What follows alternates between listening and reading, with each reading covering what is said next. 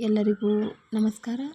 Manjula ಹಂಚ YouTube ಚಾನಲ್ಗೆ ಸ್ವಾಗತ. ಇವತ್ತಿನ ನನ್ನ video class 9th class Kannada ಭಾಗ 2 ಪಾಠ 8 ಹರಲೀಲೆ ಪಾಠದ ಪ್ರಶ್ನೋತ್ತರಗಳ ಬಗ್ಗೆ ತಿಳಿದುಕೊಳ್ಳೋಣ. ಈ ಒಂದು ವಿಡಿಯೋ ನಿಮಗೆ ಇಷ್ಟವಾದಲ್ಲಿ ಸಬ್ಸ್ಕ್ರೈಬ್ ಮಾಡಿ, ಶೇರ್ ಮಾಡಿ, ಲೈಕನ್ನು ಕೊಡಿ. ಪೂರ್ತಿ ವಿಡಿಯೋ ನಿಮ್ಮವರೆಗೂ ವಾಚ್ ಮಾಡಿ ಮಕ್ಕಳೇ.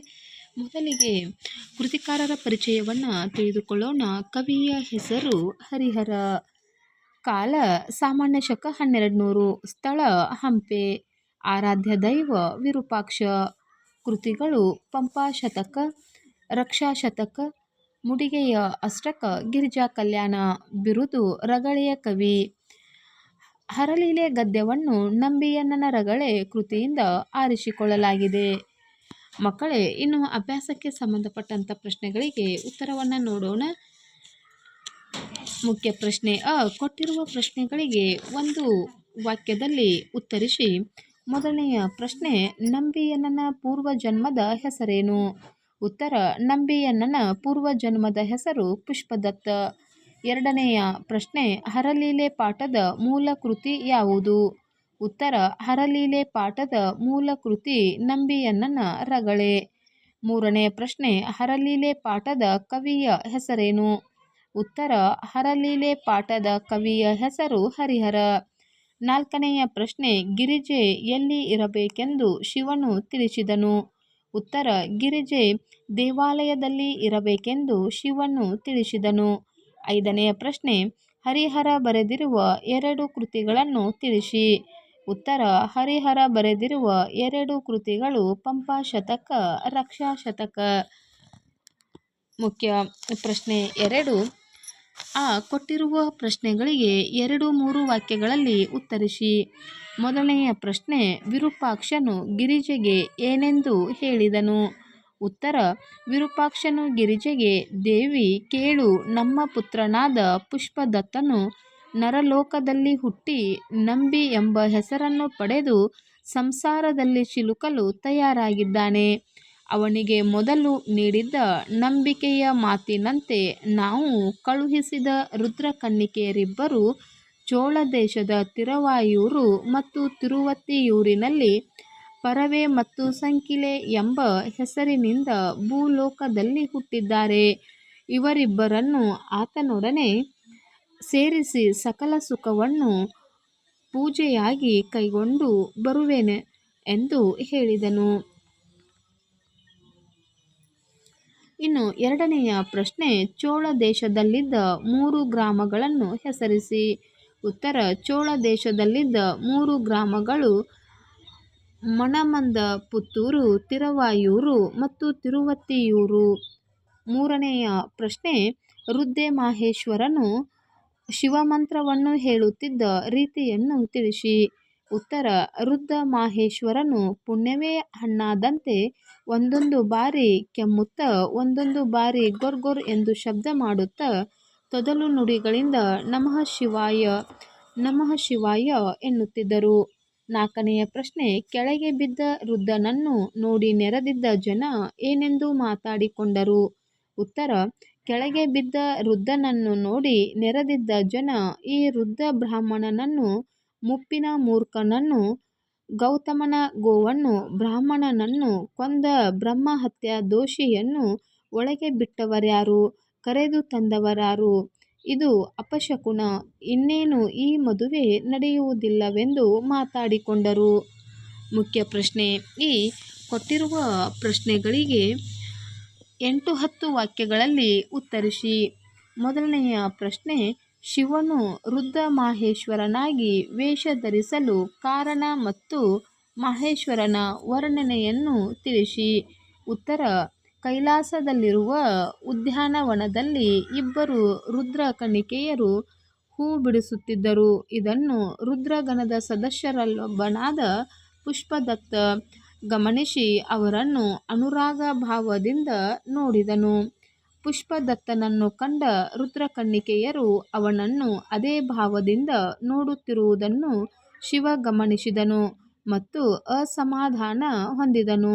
ಕೈಲಾಸದಲ್ಲಿ ಗಣಗಳು ಇಂತಹ ವಿಕಾರ ಭಾವನೆಯನ್ನು ಹೊಂದಿರುವುದು ಅಪರಾಧ. ಹಾಗಾಗಿ ಶಿವನು ಈ ಮೂವರಿಗೂ ಇಹಲೋಕದಲ್ಲಿ ಮನುಜರಾಗಿ ಹುಟ್ಟಿ ಎಂದು ಶಪಿಸಿದರು. ಇದರಿಂದ ನೊಂದ ಪುಷ್ಪದತ್ತನು, ನಿಮ್ಮಣ್ಣಗಲಿ ನಾನಿರಲಾರೆ, ದಯವಿಟ್ಟು ನನ್ನ ತಪ್ಪನ್ನು ಮನ್ನಿಸಿ ಎಂದು ಪ್ರಾರ್ಥಿಸಲು, ನೀನು ಈಗ ಭೂಲೋಕದಲ್ಲಿ ಮಾನವನಾಗಿ ಹುಟ್ಟು, ಆದಷ್ಟು ಬೇಗನೆ ನಿನ್ನನ್ನು ಕೈಲಾಸಕ್ಕೆ ಕರೆಯಿಸಿಕೊಳ್ಳುವೆನೆಂದು ಆಶ್ವಾಸನೆ ನೀಡಿದ ಶಿವ. ನಂತರ ಚೋಳ ದೇಶದ ರಾಜಮನೆತನದಲ್ಲಿ ನಂಬಿಯಣ್ಣನಾಗಿ ಪುಷ್ಪದತ್ತನು ಪರವೇಸಂಕಿಲಿಯರಾಗಿ ರುದ್ರಕನ್ನಿಕೆಯರು ಹುಟ್ಟಿದರು. ಇವರನ್ನು ಕೈಲಾಸಕ್ಕೆ ಕರೆಯಿಸಿಕೊಳ್ಳಲು ಶಿವನು ರುದ್ರಮಾಹೇಶ್ವರನಾಗಿ ವೇಷಧರಿಸಿದನು.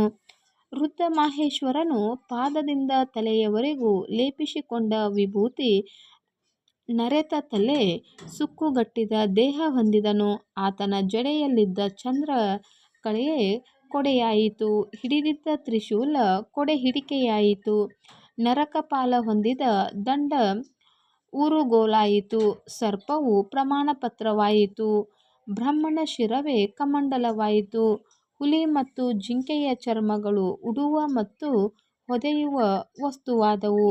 ಶಿವನು ಶಾಲಿನಿಂದ ಕಾಲಿನಿಂದ ಮೆಟ್ಟಿಕೊಂಡಿರುವ ನಾಗಾಸುರ ಎಂಬ ರಾಕ್ಷಸನೇ ಪಾದರಕ್ಷೆಗಳಾಗಿ ಕೊರಳಲ್ಲಿ ಕಟ್ಟಿಕೊಂಡಿರುವ ತಲೆಬುರುಡೆಗಳ ಹಾರವೇ ಜಪಮಾಲೆಯಾಯಿತು.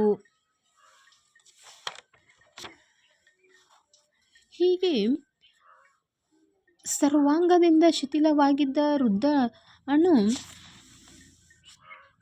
ಹಣ್ಣಾದಂತೆ ಒಮ್ಮೆಮ್ಮೆ ಕೆಮ್ಮುತ್ತಾ, ಒಮ್ಮೆಮ್ಮೆ ಗೊರ್ಗೊರ್ ಎಂದು ಶಬ್ದ ಮಾಡುತ್ತಾ, ತೊದಲುವ ಮಾತುಗಳಿಂದ ನಮಃ ಶಿವಾಯ ನಮಃ ಶಿವಾಯ ಎನ್ನುತ್ತಾ, ಎನ್ನಲಾರದಂತೆ ನಡುಗುತ್ತಾ ಮದುವೆ ಚಪ್ಪರದ ಒಳ ಬಂದನು ಎಂದು ಕವಿ ರುದ್ರಮಾಹೇಶ್ವರನನ್ನು ವರ್ಣಿಸಿದ್ದಾನೆ.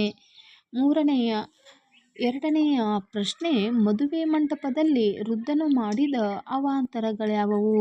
ಉತ್ತರ: ರುದ್ರಮಾಹೇಶ್ವರನು ವಿವಾಹ ಮಂಟಪದೊಳಗೆ ಮೆಲ್ಲನೆ ನಡೆಯುತ್ತಾ, ಮನದೊಳಗೆ ನಗುತ್ತಾ, ಕೋಲನ್ನೇರಿಕೊಂಡು ಕೆಮ್ಮುತ್ತಾ, ವಿವಾಹ ಮಂಟಪದ ಬಳಿ ಸಾಲಾಗಿ ಜೋಡಿಸಲಾಗಿದ್ದ ತುಪ್ಪದ ಕೊಡಗಳ ಮೇಲೆ ನಾಲ್ಕೆರಡನ್ನು ಕೆಡವಿ ನಮಃ ಶಿವಾಯ ಎಂದು ಅವನ ಬಾಯಿಂದ ಬರುತ್ತಿದ್ದಂತೆ ಕೊಡೆಗಳ ಮೇಲೆ ಬಿದ್ದನು. ಅಲ್ಲಿ ಕುಳಿತಿದ್ದ ವರ ಮುಖಕ್ಕೆ, ಕಣ್ಣುಗಳಿಗೆ, ಮೈಮೇಲೆ ತುಪ್ಪ ಚೆಲ್ಲಿತು. ಅಲ್ಲಿ ನೆರೆದಿದ್ದ ಜನರು ಬಿದ್ದ ರುದ್ರಮಾಹೇಶ್ವರನನ್ನು ಎತ್ತಿ ನಿಲ್ಲಿಸಿದರು. ಆದರೆ ಅವನು ಒಂದೆರಡು ಹೆಜ್ಜೆ ಮುಂದಿಟ್ಟು ಮತ್ತೆ ತಡವರಿಸಿ ನಿಲ್ಲಲಾರದೆ ಗಳಿಗೆ ಬಟ್ಟಲಿನ ಮೇಲೆ ಬಿದ್ದನು. ಆಗ ಅಲ್ಲಿದ್ದ ಕಳಶ ಒಡೆದು ಗಳಿಗೆ ಬಟ್ಟಲು ಮುರಿದು ಅಕ್ಕಿಯೆಲ್ಲ ಚೆಲ್ಲಿ ಹೋಯಿತು. ಮೂರ್ಛೆ ಹೋದಂತೆ ಬಿದ್ದಿದ್ದ ಅವನನ್ನು ನೀರು ಹಾಕಿ ಎಚ್ಚರಿಸಿ ಅವನ ಕೈ ಕಾಲನ್ನು ಹಿಡಿದು ಎತ್ತಿಕೊಂಡು ಹೋಗಿ ಚಪ್ಪರದ ಹೊರಗೆ ಮೆಲ್ಲಗೆ ಇಳಿಸಿದರು. ಅವರು ಇವನನ್ನು ಒಳಗೆ ಬಿಡಬೇಡ ಎಂದು ದ್ವಾರಪಾಲಕನಿಗೆ ಹೇಳಿ ಒಳಗೆ ಹೋಗುವಷ್ಟರಲ್ಲಿ ರುದ್ರಮಾಹೇಶ್ವರನು ಅವರಿಗಿಂತ ಮುನ್ನವೇ ಒಳಗೆ ಬಂದು ಅಲ್ಲಿದ್ದ ತೋರಣದ ತಳಿರನ್ನು ಕಿತ್ತು ಹಾಕಿ ಶಿವ ಶಿವ ಎಂದು ಕೂಗುತ್ತಾ ಅವಾಂತರ ಮಾಡಿದನು.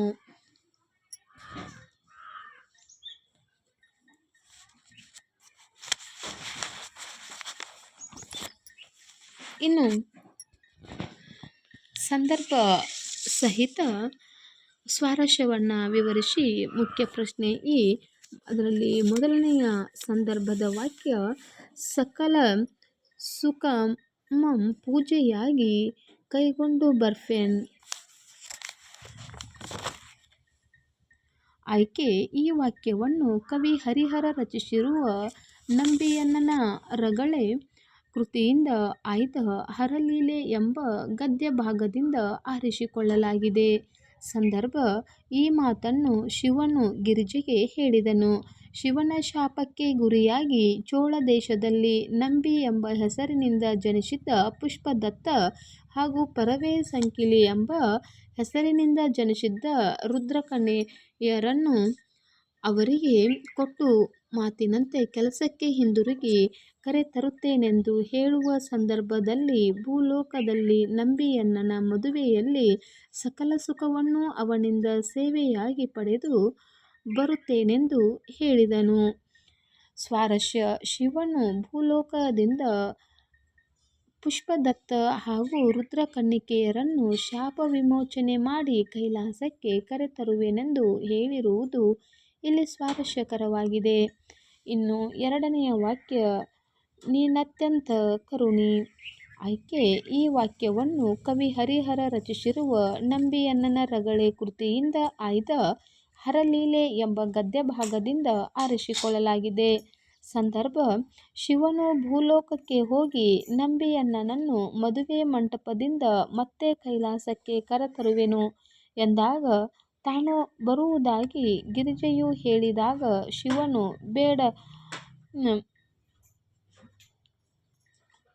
ಬೇಡವೆನ್ನುತ್ತಾನೆ. ಏಕೆಂದರೆ ತಾನು ಅಲ್ಲಿ ಕೆಲವು ಕಠೋರವಾದ ನಿಷ್ಠುರವಾದ ಕೆಲಸವನ್ನು ಮಾಡಬೇಕಾಗಿದೆ, ನೀನು ಅದನ್ನು ಸಹಿಸುವುದಿಲ್ಲ ಎಂದು ಹೇಳುವ ಸಂದರ್ಭದಲ್ಲಿ ಶಿವನು ಗಿರಿಜೆಗೆ ಈ ಮೇಲಿನ ಮಾತನ್ನು ಹೇಳುತ್ತಾನೆ. ಸ್ವಾರಸ್ಯ: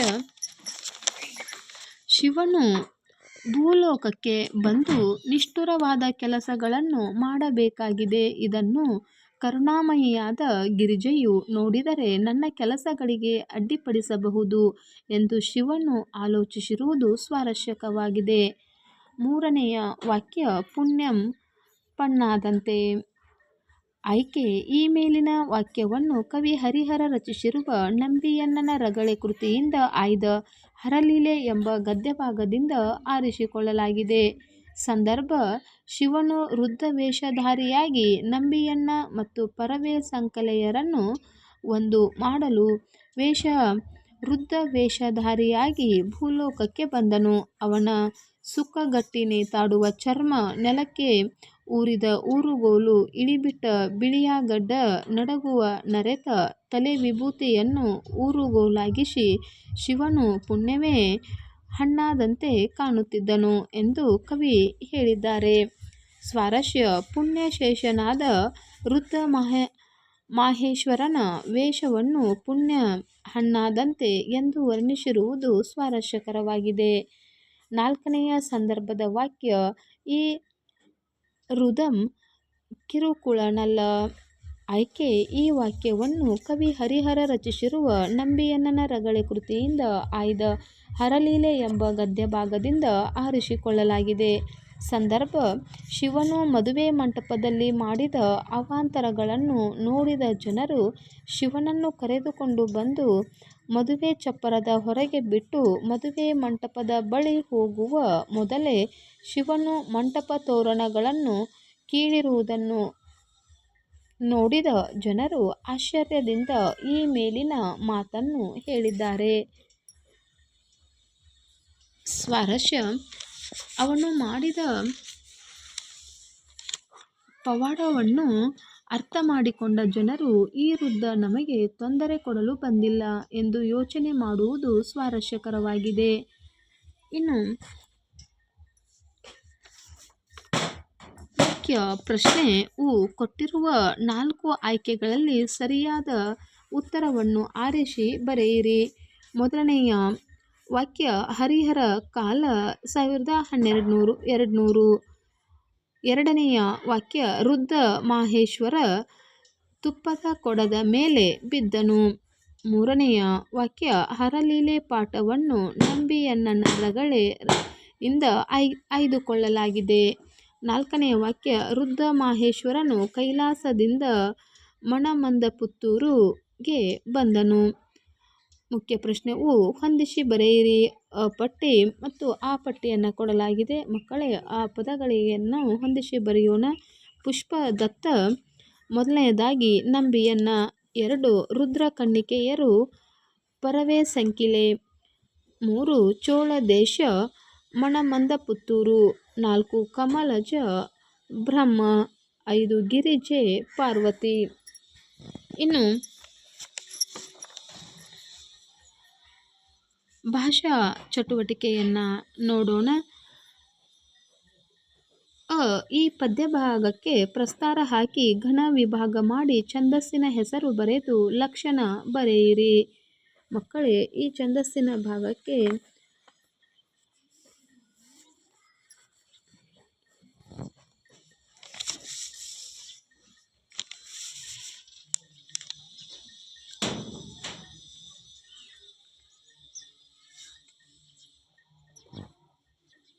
ರಸಪಳಂಗಳನರಸು ತಿರ್ಪಶುಕ ನಿಕರಮಂ. ಈ ಪದ್ಯದಲ್ಲಿ 5 ಮಾತ್ರೆಯ 4 ಗಣಗಳು ಇದ್ದವು. ಆದ್ದರಿಂದ ಇದು ಲಲಿತ ರಗಳೆಯಾಗಿದೆ. ಇನ್ನು ಎರಡನೆಯ ಸಾಲು ಪಸಪುವ ನಳಸಿರ್ಪ ಮಧುಕರ್ ಪ್ರಕರಮಂ.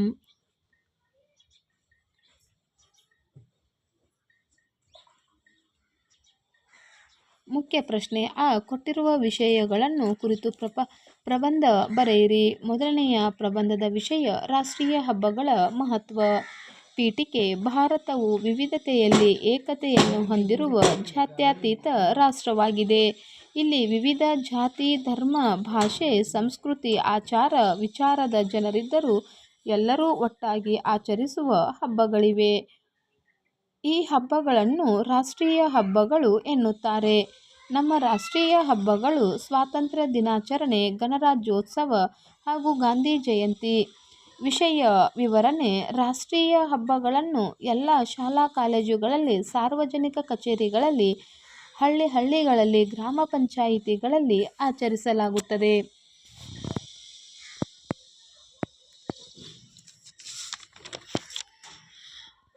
ಇವುಗಳ ಮಹತ್ವವನ್ನು ನೋಡುವುದಾದರೆ ಮೊದಲನೇದಾಗಿ ಸ್ವಾತಂತ್ರ್ಯ ದಿನಾಚರಣೆ. ನಮ್ಮ ದೇಶಕ್ಕೆ 1947 ಆಗಸ್ಟ್ 15ರಂದು ಸ್ವಾತಂತ್ರ್ಯ ದೊರಕಿತು. ಇದರ ಸವಿ ನೆನಪಿಗಾಗಿ ಪ್ರತಿ ವರ್ಷ ಆಗಸ್ಟ್ 15ರಂದು ಸ್ವಾತಂತ್ರ್ಯ ದಿನಾಚರಣೆಯನ್ನು ಆಚರಿಸುತ್ತೇವೆ. ನಮ್ಮ ದೇಶವನ್ನು 200 ವರ್ಷಕ್ಕೂ ಅಧಿಕ ಕಾಲ ಬ್ರಿಟಿಷರು ಆಡಳಿತ ಮಾಡಿದ್ದಾರೆ. ಅನೇಕ ಸ್ವಾತಂತ್ರ್ಯ ಹೋರಾಟಗಾರರ ತ್ಯಾಗ ಬಲಿದಾನದ ನಿಮಿತ್ತ ಇಂದು ನಾವು ಸ್ವತಂತ್ರರಾಗಿದ್ದೇವೆ. ಸ್ವಾತಂತ್ರ್ಯ ದಿನದಂದು ನಮ್ಮ ಕೆಂಪು ಕೋಟೆಯಲ್ಲಿ ನಮ್ಮ ರಾಷ್ಟ್ರ ಧ್ವಜ ತ್ರಿರಂಗವನ್ನು ಹಾರಿಸಲಾಗುತ್ತದೆ. ಇನ್ನು ಎರಡನೆಯ ಪಾಯಿಂಟ್ ಗಣರಾಜ್ಯೋತ್ಸವ. ಭಾರತಕ್ಕೆ ಆಗಸ್ಟ್ 15ರಂದು ಸ್ವಾತಂತ್ರ್ಯ ದೊರಕಿದರೂ ನಮ್ಮ ದೇಶಕ್ಕೆ ತನ್ನದೇ ಆದ ಸಂವಿಧಾನ ಇರಲಿಲ್ಲ. 1950 ಜನವರಿ 26ರಂದು ಭಾರತದ ಸಂವಿಧಾನವನ್ನು ಅಂಗೀಕರಿಸಲಾಯಿತು. ಪ್ರತಿ ವರ್ಷ ಜನವರಿ 26ರಂದು ಗಣರಾಜ್ಯೋತ್ಸವವನ್ನು ಆಚರಿಸಲಾಗುತ್ತದೆ. ಭಾರತವು ಪ್ರಜಾಪ್ರಭುತ್ವ ರಾಷ್ಟ್ರವಾಗಿದೆ. ಇಲ್ಲಿ ಪ್ರಜೆಗಳಿಂದ ಪ್ರಜೆಗಳಿಗಾಗಿ ಪ್ರಜೆಗಳಿಗೋಸ್ಕರವೇ ಇರುವಂತಹ ಸರ್ಕಾರವಿದೆ. ಅಂದು ಕೆಂಪು ಕೋಟೆಯಿಂದ ಹಿಡಿದು ದೇಶದ ಎಲ್ಲ ಕಡೆ ರಾಷ್ಟ್ರಧ್ವಜವನ್ನು ಹಾರಿಸಲಾಗುತ್ತದೆ.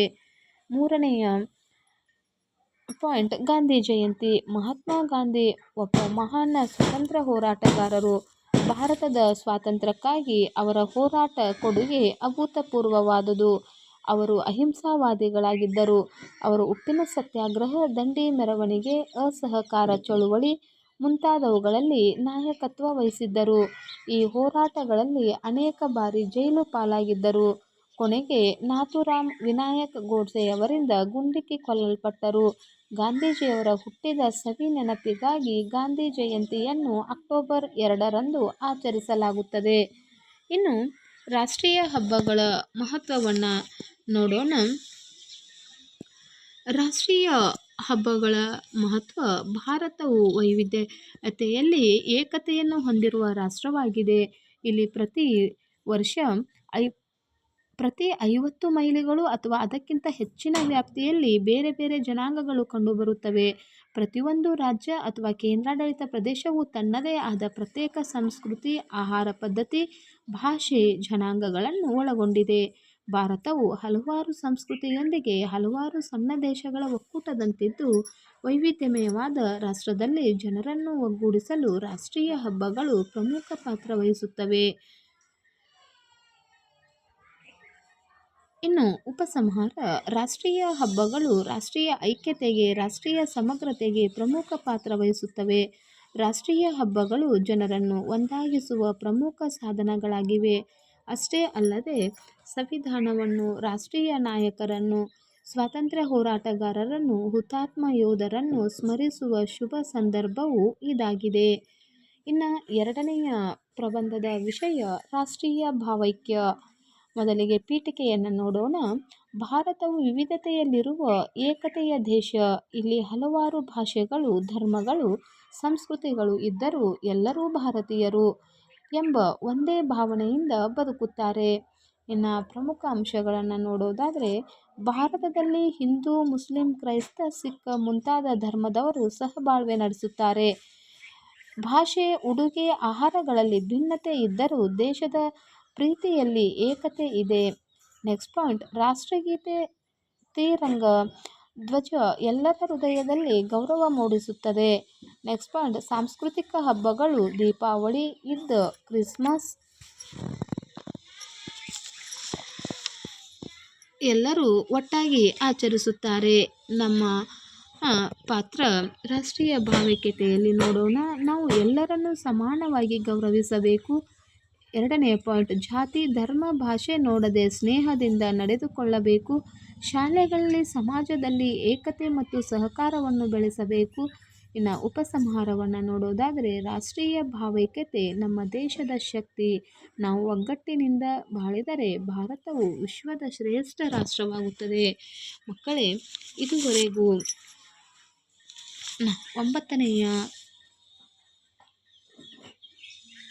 9ನೇ ತರಗತಿಯ ಹರಲೀಲೆ ಪಾಠ 8 ಕನ್ನಡ ವಿಷಯದ ಈ ಪಾಠದ ಸಂಪೂರ್ಣ ಪ್ರಶ್ನೋತ್ತರಗಳನ್ನು ನೋಡಿದ್ದೇವೆ. ಈ ಒಂದು ವಿಡಿಯೋವನ್ನು ವೀಕ್ಷಿಸಿದಂಥ ಎಲ್ಲ ಮುದ್ದು ಮಕ್ಕಳಿಗೆ ಧನ್ಯವಾದಗಳು.